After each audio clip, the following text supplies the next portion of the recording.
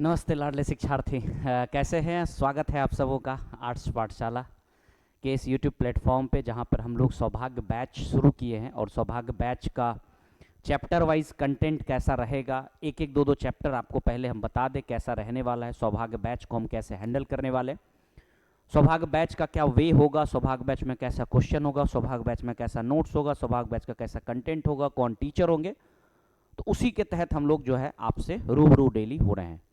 अभी तक आपको पॉलिटी का 2 वीडियो मिल गया, ज्योग्राफी का 2 वीडियो मिल गया, अब फिर हिस्ट्री का 2 वीडियो मिल गया। अब हम थोड़ा सा ज्योग्राफी की तरफ आपको लेकर के चलते हैं। मैं आपको इसमें 2 पेपर पढ़ाऊंगा, एक पॉलिटी और दूसरा ज्योग्राफी का पेपर। पॉलिटी में हम लोग कोल्ड वॉर को लेकर के चल रहे हैं। आज हम आपको ज्योग्राफी का एक चैप्टर लेकर के आए, मानव भूगोल प्रकृति विषय क्षेत्र का पार्ट 1। ये सौभाग्य बैच के लिए आपको पता होगा कि आर्ट्स पाठशाला में सौभाग्य बैच जो है वह चलाया जा रहा है, जो कि हिंदी मीडियम का पूरी तरह से बैच है। 2027 के लिए इसको डिजाइन किया गया है। तो क्या है चैप्टर, क्या है कंटेंट, क्या है टॉपिक, इसको लेकर के हम लोग चलते हैं। चैप्टर 1 मानव भूगोल प्रकृति विषय और क्षेत्र। करते हैं कहानी शुरुआत, जान लेते हैं सौभाग्य बैच के बारे में। सौभाग्य बैच जो है वह हिंदी माध्यम के लिए आर्ट्स 12 के बच्चों के लिए स्पेशली डिजाइन किया गया। जो बच्चे आर्ट्स की पढ़ाई करना चाह रहे हैं हिंदी माध्यम से, उनके लिए है। इसकी प्राइस जो सिर्फ और सिर्फ रखी गई है मार्केट के लिए, यानी कोई भी बच्चे परचेज कर सकते हैं, वो 799 में कोई बच्चे परचेज कर सकते हैं। इसका फीचर क्या होगा तो आपको पहले कई वीडियो में आपने देखा होगा। तो अगर आपको इससे संबंधित कोई भी और विशेष जानकारी चाहिए तो आप संपर्क कर सकते हैं। हमारे इस कोचिंग का नंबर दिया गया होगा 7970539461 पे, आप जो है वह डाउनलोड करके आप देख सकते हैं, समझ सकते हैं। चलिए चैप्टर पे आते हैं, मानव भूगोल की प्रकृति। सबसे पहला हमारा जो टॉपिक आज का होने वाला है, जो हम आज आपका टॉपिक शुरू करने वाले हैं, वो टॉपिक है मानव भूगोल की प्रकृति। चलिए शुरू करते हैं। सबसे पहला जानते हैं भूगोल किसे कहते हैं, यानी भूगोल की अगर आपसे परिभाषा पूछा जाए कि भैया भूगोल हम किसे कहते हैं, पहले क्या भूगोल आप हमें बता देंगे। तो चलिए शुरू करते हैं, भूगोल आपको बताते हैं। भूगोल क्या है? भूगोल वह विज्ञान है, याद रखिएगा, भूगोल वह विज्ञान है जो पृथ्वी की सतह, उसके भौतिक स्वरूप, यानी पृथ्वी का जो सतह है जहाँ पे हम रहते हैं, जहाँ पे हमारा जीवन यापन होता है, उस भौतिक स्वरूप, जिसमें पहाड़ आ सकता है, मैदान आ सकता है, पठार आ सकता है, वातावरण आ सकता है, इन सारे स्थानों और मानव समुदाय के बीच, यानी भूगोल का मतलब होता है जब हम पृथ्वी, मानव सब आपस में एक दूसरे से जुड़ करके जब रहते हैं, तो दोनों का जब अध्ययन करते हैं, दोनों के बारे में जब हम जानते हैं, दोनों के संबंधों को जब समझते हैं, तो वही संबंध हमारा क्या कहलाता है? भूगोल कहलाता है। कई बार क्या करता है, सीधा सीधा आपको बिहार बोर्ड में क्वेश्चन पूछ देता है कि भूगोल किसे कहते हैं। तो भूगोल क्या है? भूगोल वह विज्ञान है जो पृथ्वी की सतह और उसके भौतिक स्वरूपों, जैसे पहाड़, नदी, वातावरण, स्थानों, मानव समुदायों के बीच के अंतर संबंध का क्या करता है? अध्ययन कराता है। इसमें हम ये देखते हैं कि क्या कहाँ है, यानी पृथ्वी पर क्या कहाँ है, उसका विश्लेषण करते हैं। अगर मान लीजिए जाने कि यहाँ मैदान है तो फिर मैदान का विश्लेषण करते हैं। उसके भौतिक पर्यावरण को समझने का कोशिश करते हैं, यानी भौतिक पर्यावरण मतलब वहाँ जो रह रहा है, वहाँ जो कंडीशन है वो कैसा कंडीशन है, और मानव वहाँ पर अपने आप को कैसे उसके साथ सर्वाइव करेगा। तो ये सारे चीज़ों के लिए जानने के लिए हम मानव गतिविधि उसके स्थानिक वितरणों को समझता है और स्थानिक वितरणों को जानने का कोशिश करता है। तो भूगोल की परिभाषा में आप यहाँ समझा सकते हैं, जैसा कि नदी है, पहाड़ है, पठार है, अब यहाँ पे मानव भी रह रहा है, अपना जीवन यापन कर रहा है, तो ये सारे चीज आपस में कनेक्ट होकर के क्या कहलाता है? भूगोल कहलाता है। तो भूगोल वह विज्ञान है, भूगोल वह विज्ञान की शाखा है जो पृथ्वी की सतह, याद रखिएगा, पृथ्वी की सतह मतलब क्या? उसकी भौतिक स्वरूप, ठीक है, और मानव समुदायों के बीच के अंतर संबंध का अध्ययन जो होता है वही क्या कहलाता है? भूगोल कहलाता है। भूगोल का अध्ययन यानी पृथ्वी जो है, यानी भूगोल जो है वो क्या है? पृथ्वी का अध्ययन है। याद रखिएगा, भूगोल क्या है? पृथ्वी का अध्ययन करना होता है। यानी भूगोल हमें पृथ्वी के बारे में समझाने में मदद करता है। यानी जब हम भूगोल पढ़ते हैं तो भूगोल से हमें पृथ्वी के बारे में जानने का मौका मिलता है। यह हमें प्राकृतिक आपदाओं के बारे में जागरूक करता है और हमें उनके लिए तैयार करने में मदद करता है। यानी पृथ्वी पर अगर कोई डिजास्टर आने वाला है, पृथ्वी पर कोई आपदा आने वाला है, पृथ्वी पर कोई विपदा आने वाला है, पृथ्वी पर कोई घटनाएं घटने वाली है, तो अगर हम उसके बारे में पहले से जानकारी लिए रहेंगे, अगर उसके बारे में हमको पहले से जानकारी होगा, तो हम उस आपदा से होने वाले खतरा को क्या कर सकते हैं? कम कर सकते हैं, उस आपदा से होने वाले नुकसान को कम कर सकते हैं। इसलिए पृथ्वी पर रहने से हमें इतना चीज पता करना होता है कि भूगोल क्यों जरूरी हो जाता है, क्या, ताकि आपदाओं के बारे में जागरूकता आ सके और हम उसके लिए तैयार रह सके। इसलिए भूगोल को पढ़ना जरूरी हो जाता है। या हमें संस्कृतियों के बारे में, ये हमें जानने को, संस्कृति कैसी है वो जानने में, उसके साथ संबंध बनाने में मदद करता है। यानी कि जैसे देखिए, आप जहाँ भी रह रहे हैं, पहाड़ पे रह रहे हैं, पठार पे रह रहे हैं, मैदान में रह रहे हैं, कहीं भी रह रहे हैं, तो उस पहाड़ पे, पठार पे, मैदान में कैसा कल्चर रहेगा। आप हर जगह पर आप एक जैसा जीवन यापन नहीं कर सकते हैं, आपकी हर जगह परिस्थिति एक जैसी नहीं हो सकती है, कंडीशन हर जगह आपका क्या होगा, अलग अलग होगा। तो भैया खान पान, रहन सहन भी क्या होगा, अलग अलग होगा, पहनावा ओढ़ावा भी क्या होगा, अलग अलग होगा। तो जब तक आप पृथ्वी की धरातल को, पृथ्वी की सतह को, पृथ्वी के कंडीशन को, पृथ्वी के क्लाइमेट को जब आप तक नहीं समझेंगे, तो आप अपने संस्कृति को उसके साथ जोड़ नहीं सकते हैं। तो हम अपनी सभ्यता, अपनी संस्कृति जो भी देखते हैं, जो भी जानते हैं, जो भी समझते हैं, वो ऐसी सभ्यता और संस्कृति इसलिए है क्योंकि हम उस पृथ्वी के साथ अपने आप को एडजस्ट करना जानते हैं। किसी भी दुनिया का कल्चर, जो भी आप दुनिया का कल्चर देखते हैं, जिस भी दुनिया के कल्चर को आप मानते हैं, जिस भी दुनिया के कल्चर को आप समझने का कोशिश करते हैं, इतना बात आप दिमाग में बैठा लीजिए कि वो वहाँ के क्लाइमेट के हिसाब से, वो वहाँ के सभ्यता जो है, वहाँ के जलवायु के हिसाब से, पृथ्वी के भौतिक स्वरूप के हिसाब से अपने आप को ढाल लेता है। इसलिए दुनिया में कोई भी सभ्यता, संस्कृति जो है वह खराब नहीं है, क्योंकि वो वहाँ के जलवायु के अनुकूल अपने आप को ढाला है। मेरे कहने का मतलब इतना सा समझिए आप कि अगर अफ्रीका के लोगों को देखेंगे, आप क्या करेंगे, वेस्ट इंडीज के लोगों को देखेंगे, तो आप भले ही उनको आप एक अलग दृष्टि से देखने का कोशिश करेंगे, क्योंकि वो आपके जैसा नहीं है, आपके जैसा खान पान नहीं है, आपके जैसा रहन सहन नहीं है। लेकिन वो ऐसा क्यों है, इस चीज को जानने के लिए आपको इसलिए भूगोल पढ़ना पड़ता है।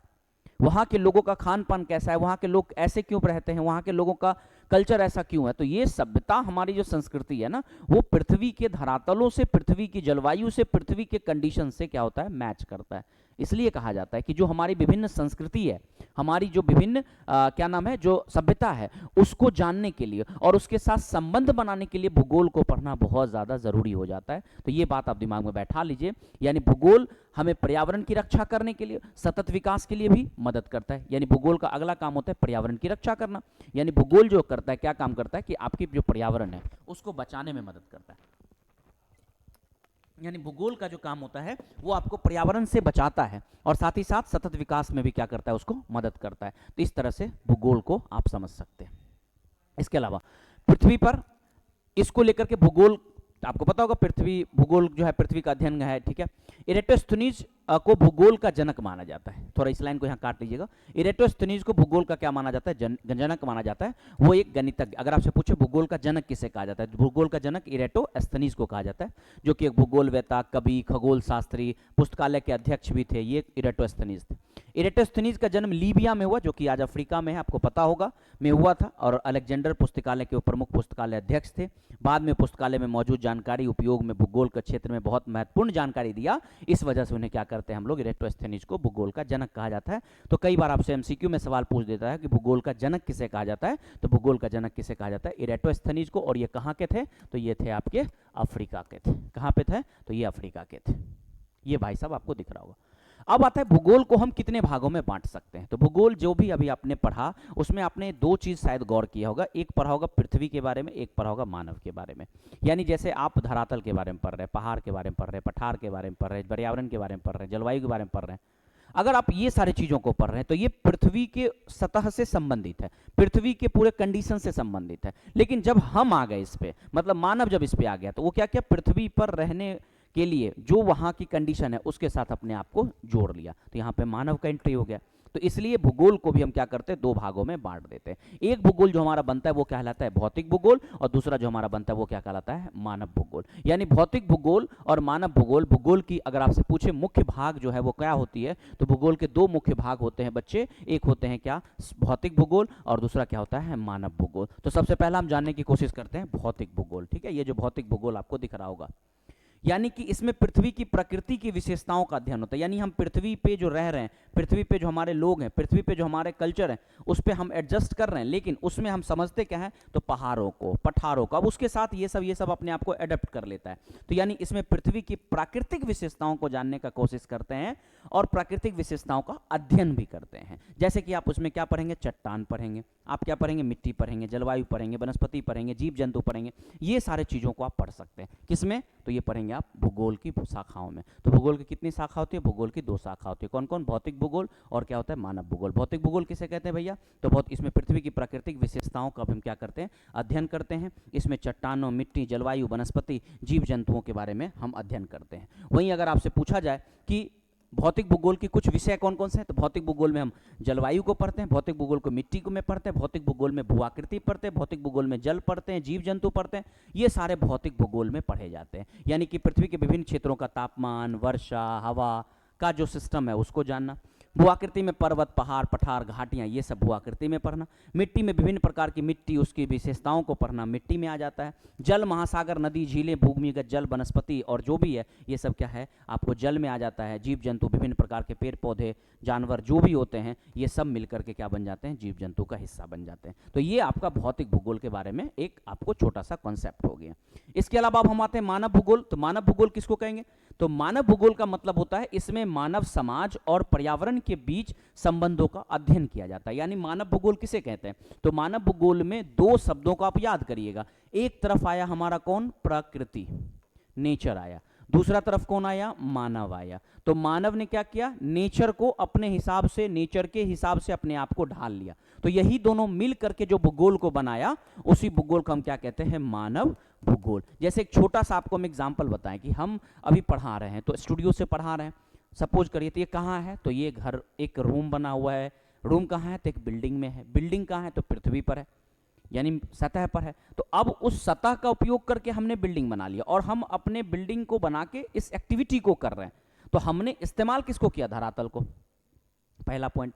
किसान गांवों में खेती करता है, तो किसान जब गांवों में खेती करते हैं तो किसका इस्तेमाल करते हैं? भूमि का। तो भूमि का इस्तेमाल करके वह क्या करते हैं? फसल का उत्पादन करते हैं। अगर वो फसल का उत्पादन कर रहे हैं, अगर वो फसल का उत्पादन कर रहे हैं तो किसका उपयोग किए? भूमि का। तो भूमि का उपयोग करके फसल का उत्पादन कर रहे हैं, वो उनकी गतिविधि हो गई। आप रोड पे चलने वाले आप देख लें, सड़क पे चलने वाले आप क्या नाम है, बाइक देख लें, कार देख लें, गाड़ी देख लें, या आप ट्रेन देख लें, तो वो कहाँ पर है? तो भूमि पर है। तो कहने का मतलब क्या कि हम अपने संबंध को पृथ्वी के भू आकृति या भौगोलिक स्थिति के साथ जोड़ दिए। तो इसी को जब दोनों को जोड़ के एक साथ पढ़ा जाता है तो इसी को हम क्या कहते हैं? मानव भूगोल कहते हैं। यानी मानव की जो संस्कृति है, मानव की जो सभ्यता है, वो वहां के भूगोल से ही प्रभावित होती है। तो मानव भूगोल किसको कहेंगे? तो इसमें मानव समाज, यानी हमारा जो समाज है, और जो पर्यावरण है उसके बीच के संबंध को पढ़ा जाना मानव भूगोल कहलाता है। यानी जैसे कि जनसंख्या वितरण, शहरों का विकास, मानव की गतिविधियां। आप जब भी 12th का ज्योग्राफी पढ़ेंगे तो इस 12th के ज्योग्राफी में इतना बात तो दिमाग में आप बैठा लीजिए कि आप पूरी तरह से मानव भूगोल और प्राकृतिक भूगोल को पढ़ने वाले हैं, मानव भूगोल और प्राकृतिक भूगोल के बारे में समझने वाले हैं। मानव भूगोल के कुछ महत्वपूर्ण विषय, जैसे आप उसका विषय पढ़े, मिट्टी पढ़े, जलवायु पढ़े, भूआकृति पढ़े, याद करिए पीछे। इसमें क्या? जनसंख्या वितरण, शहरीकरण, आर्थिक गतिविधि, सांस्कृतिक, राजनीतिक, ये सारे भूगोलों को हमें पढ़ना पड़ जाता है। किसमें? मानव भूगोल के जो कुछ महत्वपूर्ण विषय होते हैं, मानव भूगोल के कुछ महत्वपूर्ण क्षेत्र होते हैं, उसमें हम लोग ये सारे चीज़ों को समझने का कोशिश कर लेते हैं। तो जनसंख्या वितरण, शहरीकरण, आर्थिक गतिविधियाँ, सांस्कृतिक, राजनीतिक, भूगोल, तो ये सारे चीज़ जो हम अध्ययन करते हैं, ये सारे अध्ययन किसमें करते हैं भैया मेरे? तो ये सब हम अध्ययन करते हैं किसमें? कौन भूगोल में? तो मानव भूगोल। तो देखिए, भूगोल की 2 शाखा, प्राकृतिक भूगोल और मानव भूगोल। प्राकृतिक भूगोल किसको कहेंगे? तो जो प्रकृति से संबंधित हो, जो प्रकृति के पूरे कल्चर से संबंधित, मतलब प्रकृति की पूरी गतिविधि से संबंधित हो। और मानव भूगोल किसको कहेंगे? जिसमें मानव जो है वो क्या करे? मानव अपनी गतिविधि को उससे जोड़ के रखे, पृथ्वी के साथ कनेक्ट करके रखे, और वही गतिविधि मानव भूगोल कहलाता है। अब आता है मानव भूगोल। मानव भूगोल क्या है? भौतिक, पर्यावरण और सामाजिक, सांस्कृतिक, पर्यावरण के बीच के अंतर संबंध का अध्ययन करता है। यह मानव द्वारा एक दूसरे के साथ पारस्परिक रूप से क्या होता है? एक दूसरे के साथ जोड़ कर रखता है। मानव भूगोल मनुष्य और उसके पर्यावरण के पारस्परिक संबंधों का बोध कराता है। तो आप 2-3 परिभाषा आप आराम से लिख सकते हैं। इसके अलावा मानव भूगोल के जनक किसको कहते हैं? फ्रेडरिक रेटजेल, याद रखिएगा, रेटजेल के अनुसार। अब मानव भूगोल की परिभाषा दुनिया में अलग अलग लोगों ने अलग अलग दिया है। जैसे कई बार रेटजेल पढ़ेंगे, रीटर पढ़ेंगे, अलग अलग लोगों ने इसकी परिभाषा दी है। तो रेटजेल के अनुसार मानव भूगोल मानव को समझने और धरातल के बीच अंतर संबंधों को विश्लेषित करता है। यानी इन्होंने बताया, रेटजेल का परिभाषा है, रेटजेल ने परिभाषा दिया है कि मानव भूगोल मानव को समझने और धरातल, यानी मानव समझो और धरातल के बीच के संबंध का अध्ययन करता है। यानी रेटजेल ने कहा जिन्हें आधुनिक मानव भूगोल का जनक भी कहा जाता है। रेटजेल को क्या कहते हैं? आधुनिक मानव भूगोल का जनक भी कहते हैं।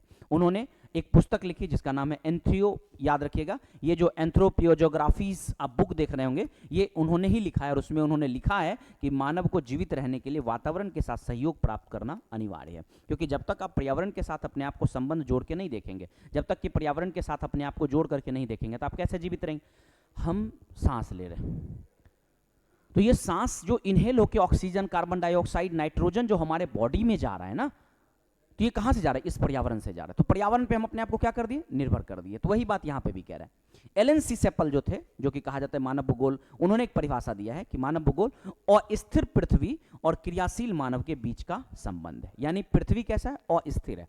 क्यों अस्थिर है? क्योंकि पहले जैसा पृथ्वी कंडीशन था, आज जैसा कंडीशन है, उसमें क्या हो रहा है? चेंज हो रहा है। तो मानव भी क्या कर रहा है? पृथ्वी के कंडीशन के हिसाब से अपने आप को बदल रहा है। तो वही बात यहां भी कहता है कि मानव भूगोल और स्थिर पृथ्वी और क्रियाशील मानव के बीच का परिवर्तनशील संबंध ही क्या कहलाता है? वह मानव भूगोल कहलाता है। ये किनका से हो गया? तो ये हो गया एलन सी सेप्पल का। ठीक है, तो ये जो है आपका एक सेक्शन, हमारा प्रकृति का सेक्शन जो था वो आपका कंप्लीट हुआ। ज्यादा समय हम आपका नहीं लेते हैं, छोटा छोटा कंटेंट, छोटे छोटे टॉपिक के माध्यम से आपसे हम जुड़ते हैं। कोशिश ये रहेगा कि अगले क्लास में इससे संबंधित कुछ क्वेश्चन आपको पहले करवा दें, तो मजा आएगा, जैसे पॉलिटी में करवा रहे थे। बाकी अगर आपको सौभाग्य बैच परचेज करना हो तो आप सौभाग्य बैच का मात्र प्राइस 799 है। इसके लिए आप ऐप पे जाएंगे, ऐप पे जा करके यानी कि प्ले स्टोर पे जाएंगे और प्ले स्टोर में जा करके आप उसको देख सकते हैं। बाकी अगर आपको इसका लिंक चाहिए, अगर आपको इसका यूट्यूब का चैनल चाहिए, तो आप हमारे इसको जो है आप टेलीग्राम को फॉलो कर लीजिए, ये टेलीग्राम पे। बाकी हम आपको इंस्टाग्राम, फेसबुक, व्हाट्सएप और टेलीग्राम पे भी उपलब्ध हैं। आप आएँ और सर्च कर लें आर्ट्स पाठशाला या फिर आर्ट्स PATHASHALA भी आप कर लेंगे तो हम आपको मिल जाएंगे, वहाँ पे आपको अवेलेबल रहेंगे। तो ये था हमारा आज का कंटेंट, छोटा सा टॉपिक था, एक टॉपिक था, उसको हमने कवर किया। फिर अगले दिन हम दूसरे टॉपिक के साथ आपके सामने हाजिर होते हैं। अपना ख्याल रखिए, पढ़ाई को कंटिन्यू रखिए, और अगर आपको लगे ज़रूरत है सौभाग्य बैच का तो आप सौभाग्य बैच बिल्कुल परचेज करिए। मिलते हैं। थैंक यू सो मच लाडले शिक्षार्थी, बाय बाय।